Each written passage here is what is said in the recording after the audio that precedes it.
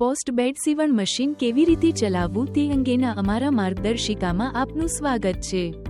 આ વિડીયોમાં તમે આ સિસ્ટમનો યોગ્ય અને અસરકારક રીતે ઉપયોગ કરી શકો તેની ખાતરી કરવા માટે અમે તમને દરેક પગલાં લઈશું।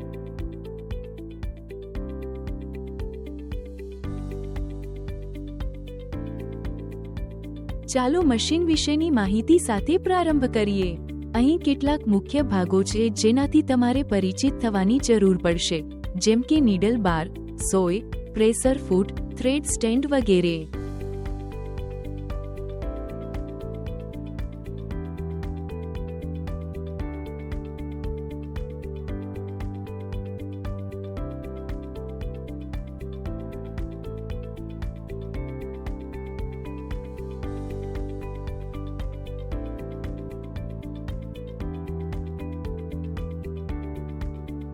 સલામતી પ્રથમ, પોસ્ટ બેડ સ્ટિચિંગ મશીન ચલાવતી વખતે હંમેશા ગોગલ્સ જેવા યોગ્ય રક્ષણાત્મક સાધનો પહેરો।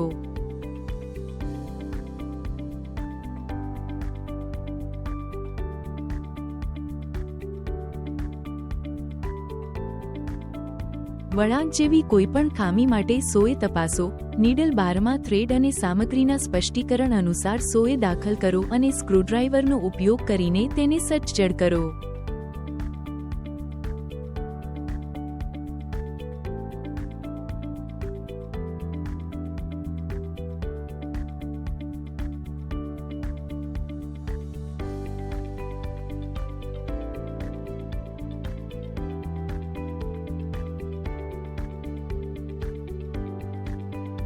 ઉપરનો થ્રેડ સ્પૂલ મૂકો અને તેને થ્રેડ માર્ગદર્શિકા દ્વારા દાખલ કરો। તેને માર્ગદર્શિકા દ્વારા કાળજીપૂર્વક પસાર કરો।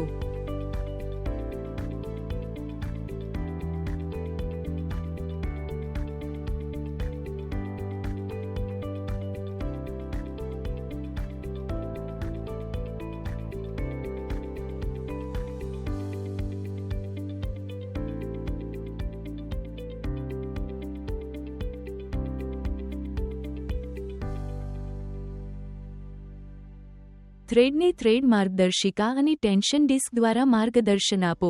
ખાતરી કરો કે તે સુરક્ષિત રીતે સ્થાને છે।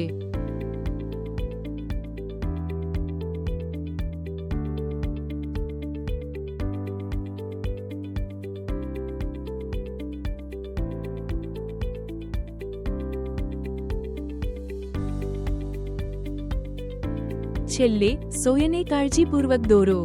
ખાતરી કરો કે દોરો કોઈપણ ગૂંચ વગર સરળતાથી વહે છે।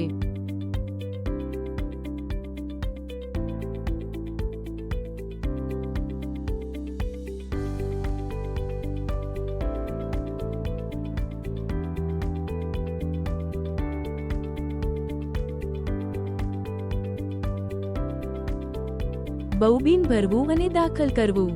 યોગ્ય થ્રેડ સાથે બોબિન ભરો।